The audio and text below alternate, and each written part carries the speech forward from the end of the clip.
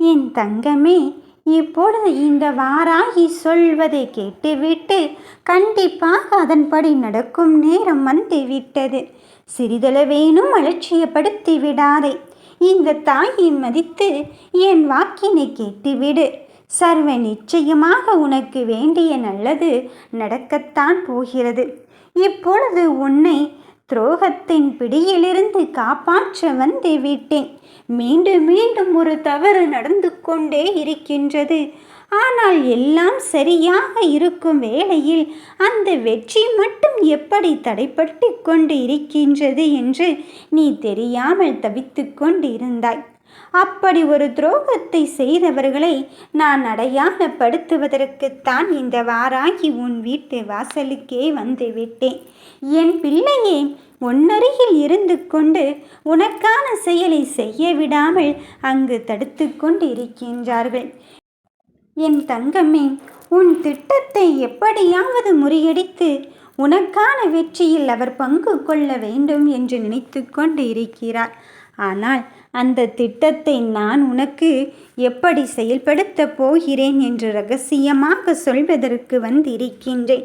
இந்த வாராகி அன்பை மதித்து என் பிள்ளைகள் என்னடை ஏறிவிட்டார்கள். என் கோவிலுக்குள் புகுந்து விட்டார்கள். என் மனமென்னும் கோவிலில் இந்த பிள்ளைகள் நிலையில்லாததை பெறுவதற்கான நான் மிக பெரும் வரத்தை தருவதற்கு வந்து இருக்கின்றேன். என் பிள்ளையே, வெற்றி வாக்கு பலிக்கும் நேரம் வந்து விட்டது. அவர்கள் என்ன வேண்டுமானாலும் செய்து கொண்டு போகட்டும். உன் இன்னல்களுக்கு வழி கொடுத்து போகட்டும்.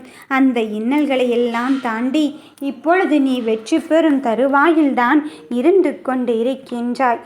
அவமானப்படுத்தியவர்கள் எப்படிப்பட்டவர்கள் என்றுதானே நீ வருத்தப்படுகிறாய். இப்போதெல்லாம் நீ படும் வருத்தம் ஒரு சில தினங்களாகவே உன் வாழ்க்கையில் இருந்து கொண்டு இருக்கின்றது.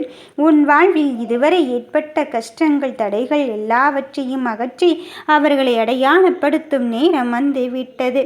அவர்கள் எப்படி இருக்கப் போகிறார்கள் தெரியுமா? உன்னருகிலே இருந்து கொண்டு நீ தீமையை செய்து கொள்ளும் போதெல்லாம் இதுவும் சரிதான் என்று உன்னை தட்டி கொடுத்து கொண்டு இருக்கிறார்கள். அவர்கள் யாரென்று நீ நினைப்பது என்று உன் மனம் அங்களை பாய்ந்து கொண்டிருக்கின்றது. என் தங்கமே, உன் உணர்வாக நானே தோன்றி இவர்தான் அவர் என்று உனக்கான அறிகுறியை காண்பிப்பதற்காக நான் வந்திருக்கின்றேன். நீ வெற்றி பெறுகின்ற செயலில் கூட எளிதாக உனக்கான கிடைக்கும் வரத்தினை கூட அவர்கள் தட்டி பறிக்க திட்டமிட்டு விட்டார்கள். அவ்வளவு பெரிய துரோகத்தை இந்த தாய் உன்னருகில் இருந்தும் அதற்கான இடத்தை கொடுத்து விட்டேனோ என்று எண்ண வேண்டாம். என் தங்கமே, உன் மனதில் என்ன வழிகள் இருந்து கொண்டு இருக்கின்றது என்று எனக்கு புரிகிறது. ஆனால் அந்த வரிகளை எல்லாம் தாண்டி நீ ஜெயிக்க வேண்டிய காலகட்டத்தை நெருங்கிவிட்டாய். அந்த துரோகத்தின் அடையாளம் எப்படி இருக்க போகிறது தெரியுமா? அவர்கள் வேலை முடிந்த பிறகு உன்னை தூசியாக நினைத்துவிட்டு கடந்துவிட்டு சென்று விட்டார்கள். உன்னை தூசியாக நினைத்து தூக்கி எறிந்து சென்று விட்டார்கள். நீ வெற்று காகிதம் என்று உன்னிடமே சொல்லிவிட்டு போய்விட்டார்கள். இவ்வளவு பெரிய மனவலியை தந்தவர்களுக்கு நான் பழியை கொடுத்துதான் ஆக வேண்டும் என்று நீ பழிவாங்கும் எண்ணத்தோடு செயல்படாதே. என் கண்ணின் மணியை நீ அமைதி கொள். நீ ஆஸ்வாசமாக இரு. சிந்தித்து செயல்படு. பொறுமையோடு என் கொள்கைகளை கடைபிடித்து கொண்டே இரு. அவர்களை நான் பார்த்து கொள்கிறேன்.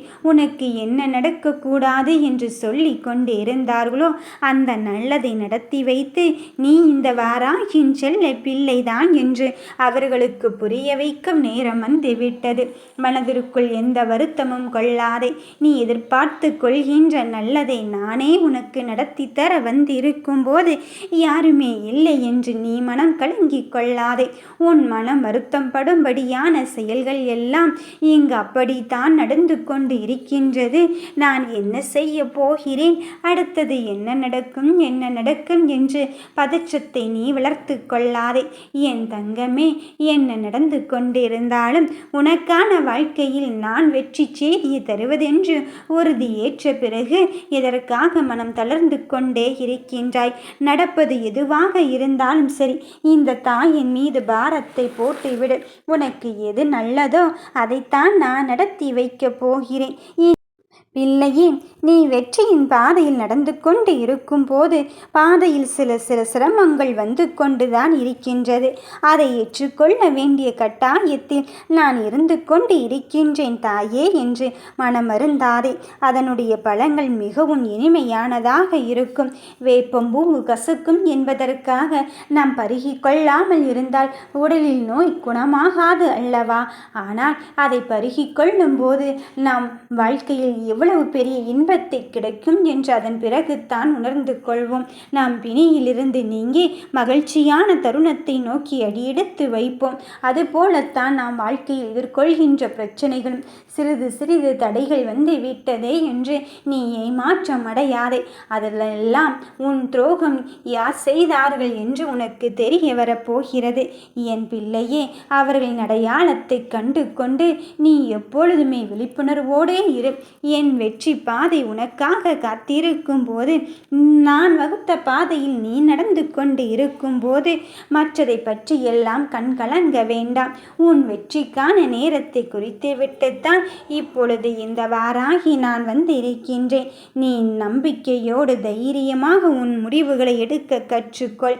சர்வ நிச்சயமாக அந்த முடிவை வெற்றிகரமாக முடித்து வைப்பதற்கு, சுபமாக நடத்தி தருவதற்கு இந்த வாராகி முன்னின்று என் அருளையும் ஆசையும் உனக்கு வழங்கிவிட்டேன். நீ எதிர்பார்த்த நல்ல காரியம் உனக்கு நல்லதாக நடக்கத்தான் போகிறது. நம்பிக்கையோடு இரு என் தங்கமே.